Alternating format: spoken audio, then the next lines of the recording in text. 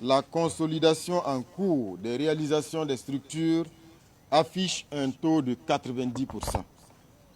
C'est dire que vous n'avez pas du tout chômé et que votre professionnalisme a permis à notre institution de répondre avec diligence aux attentes des autres institutions avec lesquelles nous interagissons.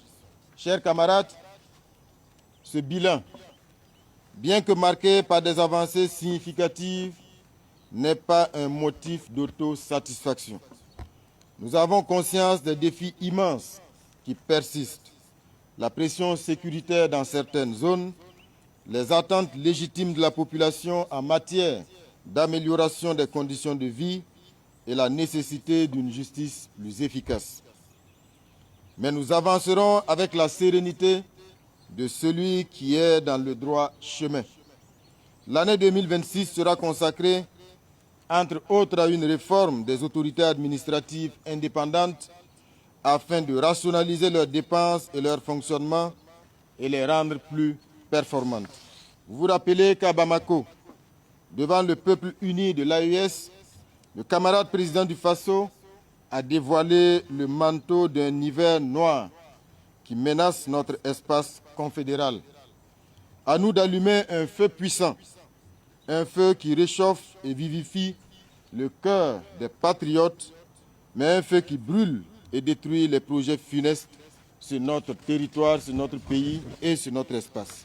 Devant ce drapeau qui nous unit, je réaffirme mon engagement total et mon humilité devant la tâche. Je compte sur vous, comme vous pouvez compter sur ma détermination à mener à bien la mission que le camarade président du Faso nous a confiée pour le bien du peuple burkinabé. Journée de salubrité et de sensibilisation au grand marché de la ville de Ouagadougou. En effet, les membres de l'association des acteurs du sachet plastique ont nettoyé hier dimanche le marché et offert des poubelles et balais pour la gestion des sachets au sein donc du marché Rodwoko. On fait le point avec notre reporter Yacouba Kemtouré. Des acteurs du sachet plastique nettoient le marché Rodwoko de Ouagadougou. Munis de balais, bourrettes, pelles et poubelles, ils balaient, ramassent les sachets plastiques et sensibilisent les commerçants du grand marché de Ouagadougou sur l'impact négatif du sachet plastique. Cette journée de salubrité s'inscrit dans une continuité des actions des acteurs du sachet plastique débutées le 4 janvier 2024. Donc nous nous sommes réunis à Rodwoko ici pour faire un lancement de salubrité, c'est-à-dire ramasser les ordures, ramasser les sachets, pourvu que les sachets n'est pas un problème, mais c'est l'entretien, c'est la gestion des sachets qui est un problème. Nous disons aux marchands, aux acheteurs, que le sachet est un outil qui n'est pas à jeter n'importe où. Que celui qui prend un sachet, qu'il sache qu'il doit être conservé à quelque part pour être transformé à quelque chose. Nous disons à tous les utilisateurs de sachets que le sachet n'est pas à jeter n'importe où. Donc le sachet est très important. Nous voulons que chacun puisse s'approprier une poubelle pour mettre les déchets de ces sachets dedans. À travers une journée de salubrité et de sensibilisation, les membres de l'association des acteurs du sachet plastique, la gestion des emballages et le recyclage des déchets demandent aux utilisateurs d'éviter de jeter les sachets. Et pour permettre aux commerçants du marché Rodwoko de ne plus jeter les sachets plastiques dans la nature, ils leur offrent des poubelles et des balais. Les râteaux et les sachets que vous voyez devant nous, c'est pour donner aux responsables du marché, pour qu'ils puissent mettre à des endroits appropriés, pour que les sachets, les déchets, les ordures puissent s'y mettre dedans, afin que la collecte soit facile. Nous demandons l'accompagnement des autorités parce que nous pouvons collecter les sachets, mais il faudrait qu'on nous trouve un endroit pour jeter les déchets, parce que la transformation doit être réunie à un endroit pour être triée et reconditionnée. Les acteurs du sachet plastique entendent multiplier ces actions afin de sensibiliser la population sur la gestion du sachet plastique. L'actualité de ce 5 janvier 2026 est également marquée par l'unité d'action syndicale UAS qui a commémoré le week-end dernier le soulèvement populaire de 1966 autour d'un panel. Les actions et défis de l'action syndicale étaient donc au centre de ce panel. Revivons justement ce panel avec nos reporters Samuel Moko et Moumouni Nana.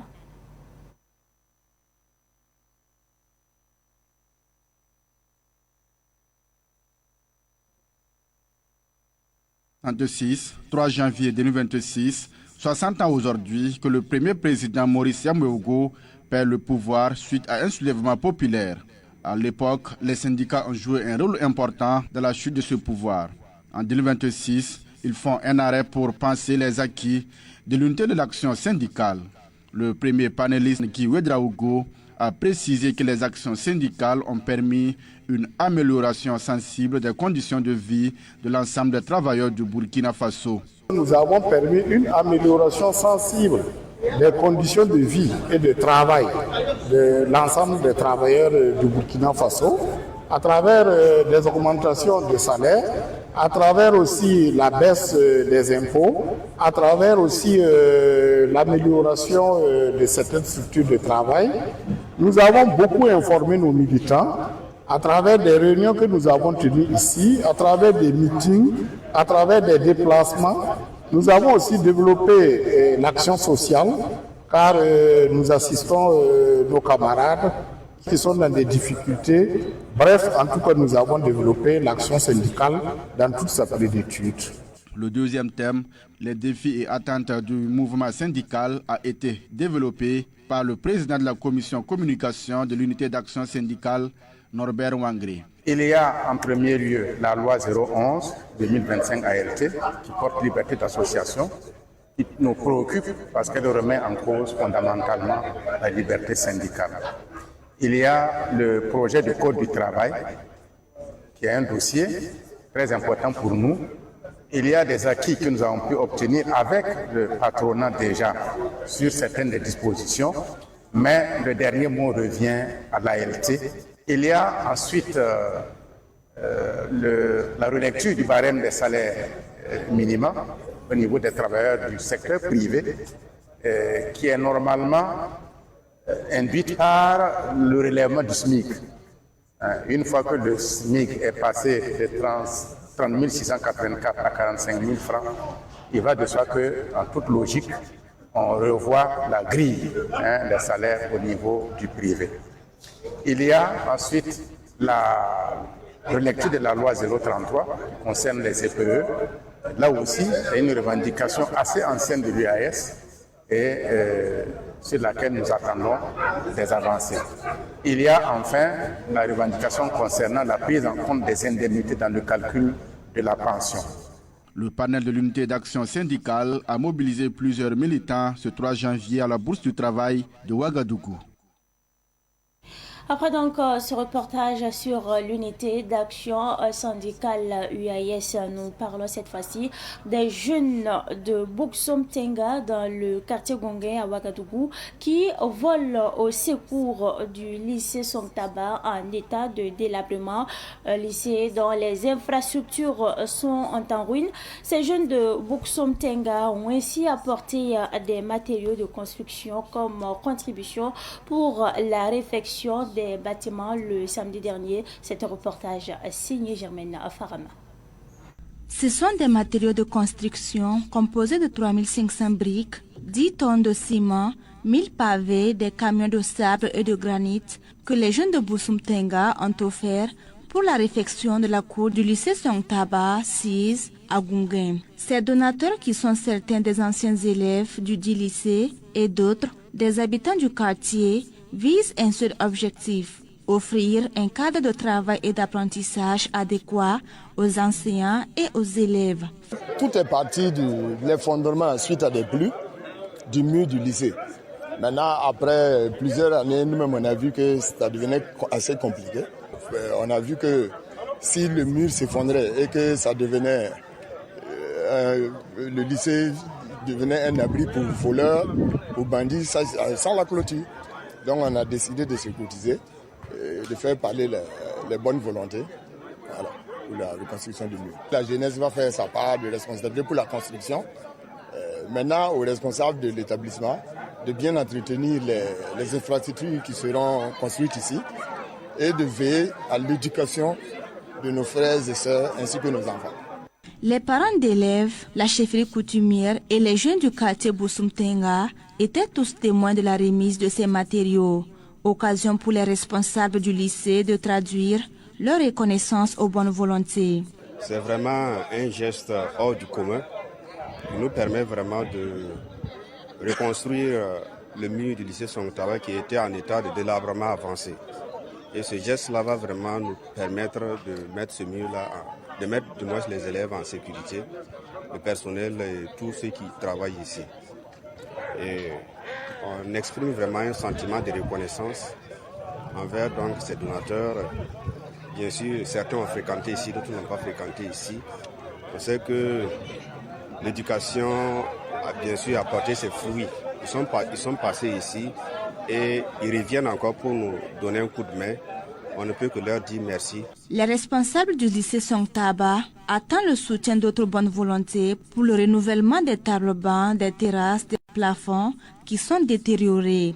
Le lycée privé Songtaba de Gungain, devenu un lycée public sous la révolution de Thomas Sankara, a été créé en 1978, soit 48 ans d'existence aujourd'hui. Des responsables des agences de voyage du Hajj protestent contre le lancement de la nouvelle plateforme dénommée Hajj Burkina. Ils dénoncent le manque de communication et de concertation du Comité national d'organisation du pèlerinage à la Mecque. Ils invitent par conséquent le comité à revenir à l'ancienne procédure. Ces responsables ont protesté hier dimanche au siège du comité en présence de notre reporter Yacouba Kemtoré. Après le lancement de la plateforme dénommée Hajj Burkina le 3 janvier dernier, des agents de voyage montent en créneau devant le siège du Comité national d'organisation du pèlerinage à la Mecque. Ces agents de voyage protestent contre la nouvelle plateforme. Présentement, il y a une nouvelle plateforme qu'ils ont créée. Voilà, donc c'est les pèlerins eux-mêmes qui doivent s'inscrire et puis choisir leur agent de voyage.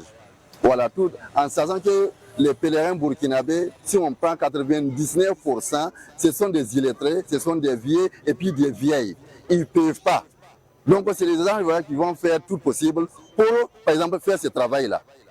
Bon, le problème qui est là, qui est plus majeur, c'est quoi? Qu'on a constaté que la plateforme conçue est vraiment, c'est très faible. Parce que quand on a, avec le lancement d'hier, là, on a constaté que le commencement, c'était même retard. On a dit à 14h, on ne voyait même pas, par exemple, les choses là. On regarde, 14h, 2 minutes, il n'y a rien. Personne n'a rien fait rentrer. Donc maintenant, il y a un problème. Donc on a essayé, les machines en train de tourner seulement. Ça tourne seulement, ça ne rentre pas. Brusquement, on va par exemple qu'il y a 1000 personnes qui sont dedans. Il y a 2000 personnes qui sont dedans. Et puis il y a des machines qui sont calées. Ce n'est pas des machines aussi qui sont des machines faibles, c'est des machines très fortes. Voilà, avec cette situation qui est là, nous interpellons aussi par exemple l'État burkinabé, par exemple, à bien regarder. Il y a des gens qui ont par exemple 100 pèlerins, 50 pèlerins, 500 pèlerins. Si vous demandez, il y a des gens qui ont mobilisé 200 personnes, 200 techniciens qui n'ont pas pu rentrer 15 personnes. C'est la plateforme d'hier. À ce moment, on avait donné des propositions. Prenez par exemple les listes et puis partagez ça en prorata. Par exemple, faites en pourcentage et puis les agents ils vont choisir par exemple en priorité pour que les gens puissent partir. Bon, l'agent, par exemple, le comité, ils ont refusé ça. Ils disent qu'il faut aller comme ça. Présentement, on a un problème. Les responsables des agents du voyage du Hajj demandent l'annulation de la nouvelle plateforme Hajj Burkina.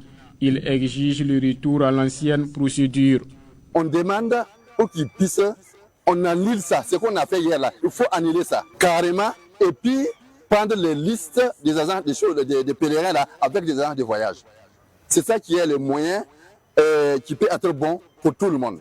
Ces responsables des agences du voyage invitent le Comité national d'organisation du pèlerinage à la Mecque au dialogue afin de trouver des solutions communes. Ils demandent aussi l'implication des autorités dans cette affaire pour le bonheur des pèlerins.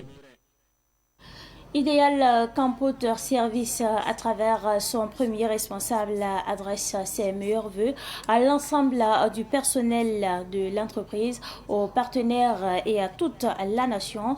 Il a formulé des vœux de santé, mais surtout de paix pour le Burkina Faso. Les précisions avec nos reporters Sidiki Kabré et Géraldine Youpari.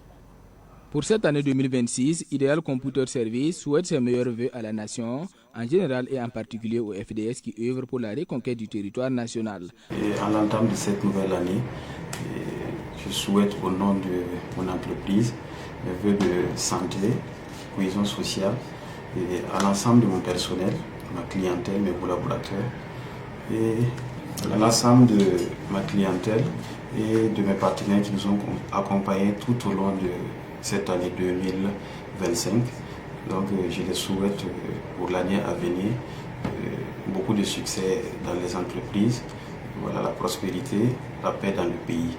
Voilà. Également, je souhaite une bonne année aux premiers responsables de notre pays, et son gouvernement, les autorités administratives et coutumières et à l'ensemble de la population.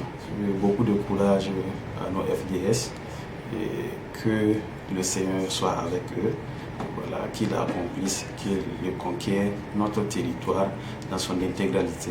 Pour 2026, ICS nourrit l'ambition de mieux servir la clientèle tout en invitant à une solidarité entre burkinabés. Pour cette année 2026, nous allons renforcer nos capacités, et la qualité de notre service et la qualité de nos produits, à savoir les ordinateurs, les imprimantes, voilà, et d'autres équipements.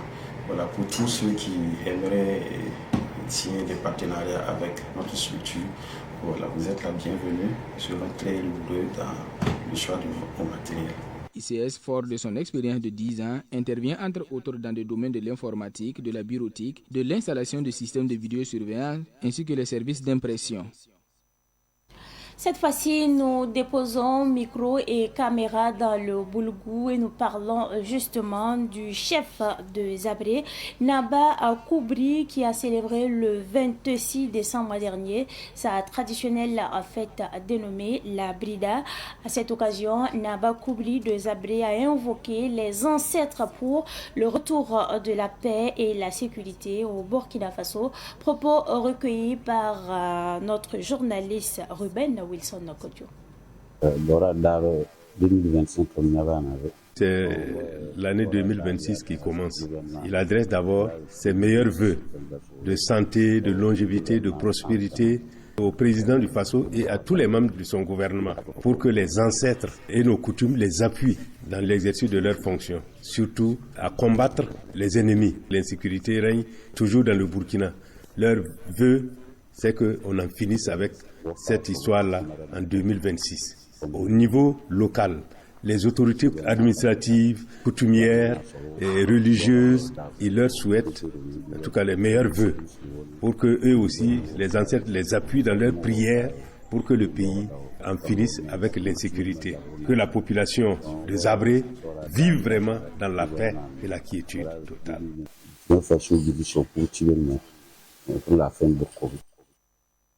Et nous parlons donc actualité sportive à présent. Étincelle FC et l'AS Douane se sont neutralisés à 0 but partout hier lors de la 16e journée du Faso Foot Ligue 1. Écoutons les deux entraîneurs au micro de Ruben Wilson Nokodio. Le match là, je savais qu'il allait être un peu dur, mais au regard de la physionomie du match, je pense qu'on avait quand même, on méritait quand même les 3 points parce qu'on s'est créé pas mal d'occasions. Bon, 0 but partout, on va dire, en réalité on n'a pas eu 1 point, on a perdu 2 points pour la course au titre. Mais bon, au retour des fêtes, ce n'était pas aussi évident parce qu'on n'a pas maîtrisé un peu les mouvements des enfants, ni les restaurations. Et bon, les entraînements aussi ont été quand même un peu escamotés. Il fallait faire avec, veille de fête, c'est pas évident, l'année de fête avec les filles. Bon. Mais je pense que c'est bon à prendre. C'est un bon match qui se prépare contre l'histoire. le dimanche à venir. Les 1 point là, c'est bon à prendre parce que face à une grande équipe aussi comme Étincelle, il faut reconnaître aussi que ce match nul là, ça arrange les deux équipes, sans vous mentir. Mais c'était un bon match. Et moi je crois que le championnat féminin, on a des bonnes joueuses qui peuvent réellement représenter le Burkina Faso. Et sans vous mentir, l'arbitrage c'est des êtres humains. Il faut les comprendre aussi. Moi je les encourage. C'est en forçant qu'on devient forgeron. Donc au fur et à mesure aussi ils vont corriger leurs erreurs aussi. Donc il faut les encourager aussi. C'est pas la peine de les insulter. La fête est finie, place à présent à la vraie vie, place à la janviose. Après les tambours de la fête, le silence du mois de janvier rappelle la réalité. Donc évitez les coucous pour demander. C'est donc tout pour cette édition. Merci à vous pour votre constante fidélité. Excellente suite de programmes, en compagnie bien sûr des programmes de la télévision des nouvelles idées.